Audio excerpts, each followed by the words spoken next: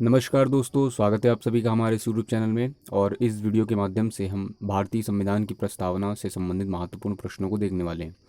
तो आपने क्वेश्चंस जो किए होंगे, प्रीवियस ईयर किए होंगे या इधर उधर देखे भी होंगे, तो उसमें इस टाइप के क्वेश्चंस मिले होंगे आपकी। संविधान की आत्मा किसे कहा गया है, या फिर प्रस्तावना को कहाँ से लिया गया है, प्रस्तावना में कितनी बार संशोधन हुआ है, पंथ निरपेक्ष शब्द का अर्थ क्या है, धर्मनिरपेक्ष शब्द का अर्थ क्या है, गणतंत्र क्या होता है, प्रजातंत्र क्या होता है, समाजवादी क्या है। तो ये प्रस्तावना के संबंध में जो संपूर्ण जानकारी है वो इस वीडियो के माध्यम से हम आपको उपलब्ध करवाने वाले हैं।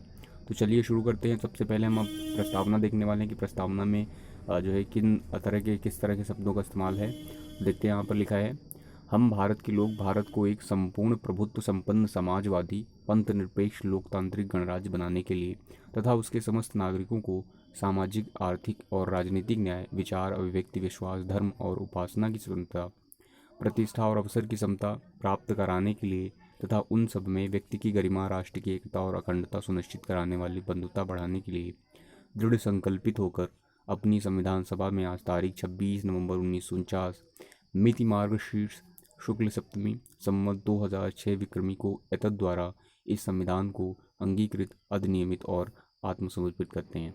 तो देखिए, जो पहले तो ये आपको बता देते हैं, जो हमारी संविधान की जो ये प्रस्तावना है कि प्रस्तावना जो है, ये शब्द जो दिए गए हैं आपको, इसमें पहली बार जो है संविधान संशोधन के द्वारा, जो कह सकते हैं कि पहली बार संविधान संशोधन किया गया था प्रस्तावना में, वो 42वां संशोधन था 1976 द्वारा। इस टाइम जो संविधान संशोधन हुआ था, उस टाइम जो कह सकते हैं एक तरह से प्रधानमंत्री थे, तो वो इंदिरा गांधी जी का समय था। और जो रिकमेंडेशन दी गई थी, जो समिति बनी थी जिसने सुझाव दिया था शब्दों को ऐड करने का, वो थी स्वर्ण सिंह कमेटी। अब 3 शब्दों में जो है नए वर्ड जो जोड़े गए थे, उससे पहले संविधान 1976 में प्रस्तावना 1976 से पहले जो प्रस्तावना थी उसमें ये शब्द नहीं थे। तो 3 शब्द कौन से थे वो आपको इसी वीडियो में बताते हैं। जैसे एक है प्रभुत्व संपन्न। पहला शब्द है प्रभुत्व संपन्न, संपूर्ण प्रभुत्व संपन्न। इसका मतलब क्या है कि प्रभुत्व संपन्न का मतलब ये है कि भारत देश अपने किसी भी मामले के अंतर्गत किसी भी बाहरी या किसी भी विदेश से किसी प्रकार का बाहरी हस्तक्षेप नहीं लेगा। दूसरा शब्द है इसमें समाजवादी है। समाजवादी शब्द का अर्थ रहेगा सामाजिक न्याय से। सामाजिक न्याय का अर्थ ये रहेगा कि अमीर और गरीब सभी को समान न्याय मिलना चाहिए, और दोनों के अंतर्गत किसी भी प्रकार की आर्थिक जो खाई है वो नहीं होनी चाहिए। तीसरा शब्द जो है पंथ निरपेक्ष है। पंथ निरपेक्ष शब्द का क्या मतलब हो जाएगा, पंथ निरपेक्ष या धर्म निरपेक्ष, दोनों शब्दों का मतलब एक ही रहेगा। इन शब्दों का मतलब ये होगा कि देश के अंतर्गत किसी भी धर्म विशेष को बढ़ावा नहीं दिया जाएगा। मतलब ये रहेगा कि संविधान के हिसाब से जो है जितनी भी धर्म हैं देश के अंतर्गत, वो सभी एक समान हैं। ठीक है। अब एक शब्द था आपको दूसरा शब्द एक था ये गणराज्य था। ठीक है। और एक प्रजातंत्रात्मक। तो प्रजातंत्र का क्या मतलब होता है, प्रजातंत्र का मतलब होता है जहाँ पर डेमोक्रेसी हो। आपको पता होगा जो है अब्राहम लिंकन की जो प्रसिद्ध जो है परिभाषा दी गई थी डेमोक्रेसी की, तो वही सेम है उसका। लेकिन गणराज्य का क्या मतलब होता है, गणराज्य का मतलब ये होता है कि किसी भी राज्य का या किसी भी देश का जो सर्वा होता है, जो सबसे जो बड़ी पोस्ट होती है, एक तरह से कह सकते हैं, उसका जो निर्वाचन होता है, वो उसका निर्वाचन होता है दरअसल। गणराज्य का मतलब ये रहेगा जो संविधान को रिप्रेजेंट करेगा, सॉरी, देश को किसी रिप्रेजेंट करेगा, राज्य को रिप्रेजेंट करेगा, जो सुप्रीम रहेगा उसका निर्वाचन होगा। ठीक है। उसको जो है कह सकते हैं एक तरह से वंश के माध्यम से नहीं जो है पोस्ट मिल जाएगी, उसका चुनाव होता है, तो उसे गणराज्य कहेंगे। ठीक है। अब एक प्रश्न और आता है इसी में कि जो है भारतीय संविधान में सर्वा कौन है, संसद है, राष्ट्रपति है या जनता है। संसद, राष्ट्रपति या जनता। तो इसका आंसर जो होता है वो जनता है। ठीक है। इसी जनता यानी संविधान के हिसाब से जो सर्वा है वो जनता है। ठीक है। अब जो संविधान की जो ये प्रस्तावना है, इसमें संविधान के मूल आदर्शों को आप यहाँ पर देख सकते हैं। ये मूल आदर्श इसके हैं। ठीक है। तो संविधान के बारे में और प्रश्न देखते हैं। पहला प्रश्न ये है कि बी आर अम्बेडकर जी ने जो है किसे संविधान की आत्मा कहा था, तो बी आर आम्बेडकर जी ने संविधान की आत्मा जो कहा था वो आर्टिकल 32 था स्पेशली।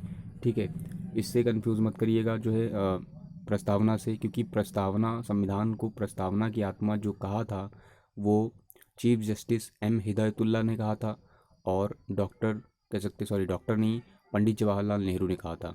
मीन्स प्रस्तावना को जो है संविधान की आत्मा किसने कहा था, तो आपका आंसर होगा पंडित जवाहरलाल नेहरू और चीफ जस्टिस एम हिदायतुल्ला। लेकिन अगर जो बी आर अम्बेडकर जी की बात करें कि बी आर अम्बेडकर जी ने जो है किस चीज़ को जो है संविधान की आत्मा कहा था, तो वो आर्टिकल 32 था। अब कुछ और प्रस्तावना संबंधित प्रश्न हैं वो देख लेते हैं ज़्यादातर। प्रस्तावना संबंधी जो महत्वपूर्ण प्रश्न ये हैं कि जो है यह प्रस्तावना मूल प्रस्तावना से थोड़ी अलग है, क्योंकि 42वें संविधान संशोधन द्वारा इसमें समाजवादी, पंथ निरपेक्ष और राष्ट्र की अखंडता 3 शब्द जोड़े गए थे। अगर जो आपसे पूछा जाए कि संविधान जो है दिवस कब मनाया जाता है, तो 26 नवंबर को संविधान दिवस मनाया जाता है। ठीक है, और संविधान लागू कब हुआ था, तो 26 जो है नवंबर 1949। ठीक, 26 नवंबर 1949 यह आंशिक रूप से जो है संविधान लागू हुआ था। पूर्ण रूप से जो लागू हुआ था वो 26 जनवरी 1950 को लागू हुआ था। ठीक है, आंशिक रूप से कह सकते हैं कि उसमें सिर्फ आर्टिकल 15 को लागू किया था, वो था 26 नवंबर 1949। ठीक है, हमारे देश की जो लोकतांत्रात्मक व्यवस्था में संविधान के अधीन समस्त शक्तियों का केंद्र बिंदु भारत की जनता में है। इसीलिए जो आपने देखा है कि जो है जो संविधान की प्रस्तावना की शुरुआत जो होती है वो हम भारत के लोग से होती है। इसलिए सर्वोसर्वा यहाँ पर संसद भी नहीं है, ना तो राष्ट्रपति है, बल्कि भारत के लोग ही हैं, क्योंकि इन्हीं शब्दों से हमारे संविधान का प्रारंभ होता है। प्रस्तावना की जो भाषा है और इसमें निहित भावना है, समता, स्वतंत्रता और बंधुत्व को छोड़कर, ये सभी के सभी ऑस्ट्रेलिया से लिया गया है। ठीक है, अब जो आपके सामने प्रश्न आएगा कि अगर जो ये सारी चीज़ें ऑस्ट्रेलिया से ली गई हैं, यानी स्वतंत्रता, समानता और बंधुत्व को छोड़कर, तो ये 3 चीज़ें कहाँ से ली गई हैं, तो ये जो 3 चीज़ें हैं, बंधुत्व, स्वतंत्रता, ये सारी चीज़ें फ्रांस से ली गई हैं। ठीक है, ये फ्रांस से लिया गया है। फिर हम भारत के लोग, इस टाइप का जो शब्द है, we are the people of India, इस टाइप के जो शब्द हैं वो यूएनओ से लिया गया है। ठीक है, यूएनओ से लिया गया है क्योंकि उसकी स्थापना जो है 1945 में हुई थी, तो वहाँ से इसको अडॉप्ट किया गया है। नेक्स्ट जो और बातें हैं ये है कि यूनियन ऑफ इंडिया बदन, अब जो है संविधान की प्रस्तावना से संबंधित बहुत तरह के केस भी आए थे। ठीक है, अब जैसे उसमें था यूनियन ऑफ इंडियन बनाम मदन गोपाल का केस था। इस बाद में यह निर्णय दिया गया कि प्रस्तावना को न्यायालय में परिवर्तित नहीं किया जा सकता है। फिर बेरूबाड़ी यूनियन केस आया था 1960 में। इसमें सुप्रीम कोर्ट ने फैसला दिया कि संविधान की भाषा संदिग्ध हो वहाँ प्रस्तावना इसमें सहायता करती है। इसी बाद में सर्वोच्च न्यायालय ने प्रस्तावना को संविधान का अंग नहीं माना था, अर्थात जब संविधान के अनुच्छेद 368 संविधान संशोधन का अधिकार जिसके तहत है कि प्रस्तावना में संशोधन नहीं किया जा सकता। फिर ये केस बहुत ही ज़्यादा इंपॉर्टेंट है, केशवानंद भारती बनाम केरल राज्य, ये 1973 आया था। अब इसका मामला क्या था, देखिए इसमें जो है संविधान सर्वोच्च न्यायालय ने कहा था कि मूल ढांचे का सिद्धांत दिया था इसी के द्वारा, और यह बताया गया था कि प्रस्तावना को संविधान का मूल ढांचा स्वीकार कर लिया गया है। इस वाद के निर्णय के ने पिछले निर्णयों को रद्द कर दिया था, और अब से प्रस्ताव को भारतीय संविधान का, यानी जो भारतीय प्रस्तावना है उसे संविधान का अभिन्न अंग मान लिया गया है।